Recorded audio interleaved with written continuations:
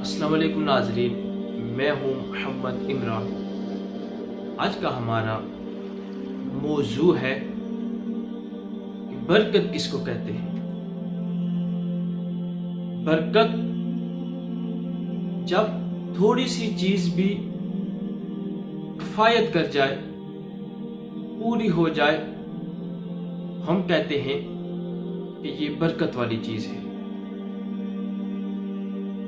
آج کل یہ تصور ہمارے دلوں میں دھندلا سا گیا ہے۔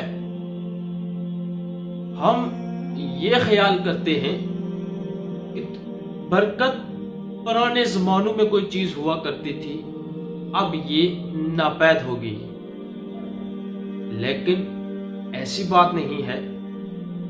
برکت اب بھی موجود ہے، لیکن وہ ظرف،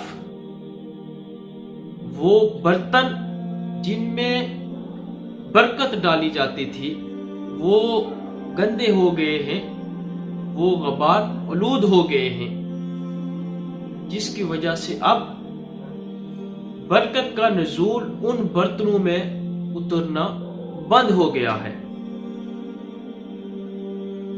برکت وہ قیمتی خزانہ ہے، وہ بیش باک دولت ہے، وہ لازوال خزانہ ہے جس کی مانگ، جس کی طلب، جس کی ڈیمانڈ حضور صلی اللہ علیہ وسلم نے اللہ رب العزت سے کی ہے۔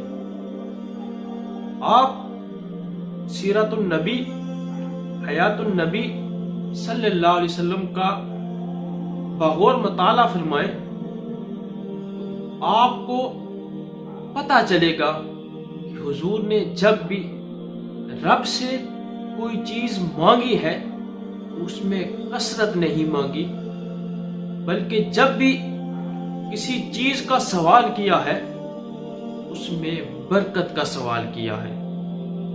آج ہماری زندگیوں میں محتاجی اور کثیر مال ہونے کے باوجود اس کا کفایت نہ کرنا، اس کی ایک ہی وجہ ہے کہ ہم نے اس برکت کو مانگنا اور اس برکت کی حصول کے طریقوں کو ہم نے بھلا دیا ہے۔ یہ ایک وسیع موضوع ہے جو زندگی کے تمام پہلو کو احاطہ میں لیے ہوئے ہے،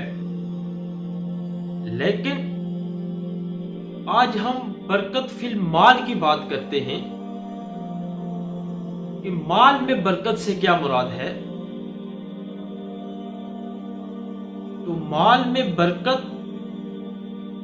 اس چیز کا نام ہے کہ جب ہم مال سے غلاظت، گندگی، ناپاکی کو دور کر دیتے ہیں، جب وہ خالص ہو جاتا ہے اس میں برکت آ جاتی ہے۔ پھر وہ تھوڑا سا مال بھی ہو تو ہمارے لیے کافی ہو جاتا ہے۔ اور مال میں برکت آتی زکوٰۃ کے ذریعے ہے، صدقات کے ذریعے ہے، خیرات کے ذریعے ہے، کہ جب ہم مال کے ساتھ زکوٰۃ دیتے ہیں، صدقات دیتے ہیں، تو یہ اصل میں مال کو پاک کرنا ہوتا ہے۔ اس کی مثال آپ یوں سمجھ لیجئے کہ بانو قدسیہ فرماتی ہیں کہ ابتدائی ایام جب ہماری شادی کے تھے تو میں اور اشفاق صاحب تنگ دستی کا شکار تھے، تو ہم نے اس کی شکایت اپنے پیر و مرشد سے کی۔ انہوں نے ہمیں یہ نسخہ بتایا کہ اپنے مال کو، اپنی خوراک کو دو لیا کرو۔ ہم گھر چلے آئے. میں نے اشفاق صاحب سے پوچھا کہ بابا جی پیر و مرشد ہمیں یہ فرما رہے تھے کہ مال کو دھو لیا کرو. اب یہ آٹا ہے، نمک ہے، گھی ہے، اگر ہم اس کو دھوئیں گے تو یہ تو ختم ہو جائے گا. اب کیا کیا جائے؟ وہ دوسرے دن پھر اپنے پیر و مرشد کی بارگاہ میں جاتے ہیں اور سوال کرتے ہیں کہ حضور آپ نے کل ارشاد فرمایا تھا کہ مالوں کو دھو لیا کرو، چیزوں کو دھو لیا کرو، سامان کو دھو لیا کرو، تمہاری یہ تنگی فراخی میں بدل جائے گی. اب ان مالوں کو دھونے سے کیا مراد ہے؟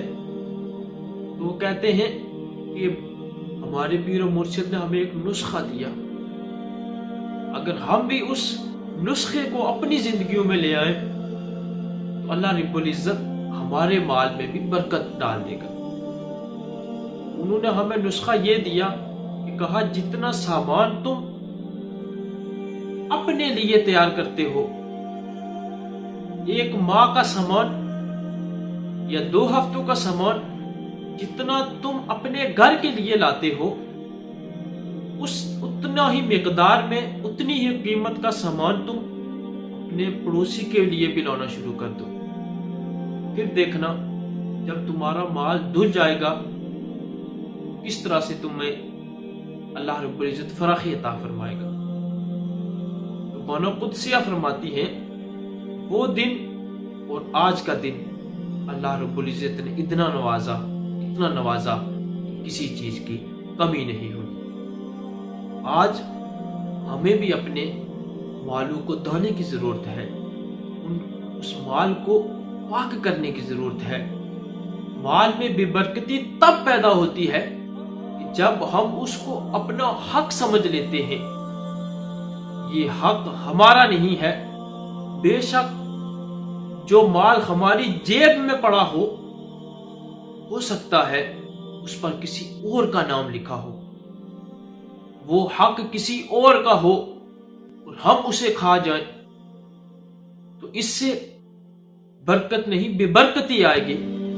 کیونکہ اللہ رب العزت نے ارشاد فرمایا ہے وَأْتُوا مِن مَالِ اللَّهِ الَّذِي آتَاكُمْ، تم اپنی ذاتی کمائی نہ سمجھو بلکہ اس مال سے خرچ کرو جو میں نے تمہیں دیا ہے. تو بزرگ اسی لیے کہتے ہیں کہ اگر ہم رب کی بارگاہ میں دے رہے ہیں، اگر ہم رب کی بارگاہ میں تقسیم کر رہے ہیں، اگر ہم کسی غریب محتاج کی مدد کر رہے ہیں، اس میں ہمارا کوئی کمال نہیں ہے بلکہ ہم رب کے دیے ہوئے سے دے رہے ہیں.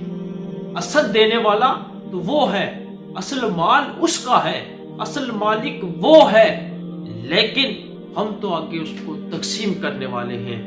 تو پھر جب بندہ اللہ رب العزت کی جو صفت ہے غنی، اس کا مظہر بنتا ہے، جب بندے سے اس صفت کا ظہور ہوتا ہے کہ بندہ بھی غنی بن جاتا ہے، وہ مال دینا شروع کر دیتا ہے، وہ سخی بن جاتا ہے، اللہ رب العزت پھر یقیناً اس کی زندگی میں برکت لے آتا ہے، اس کے مال میں برکت لے آتا ہے.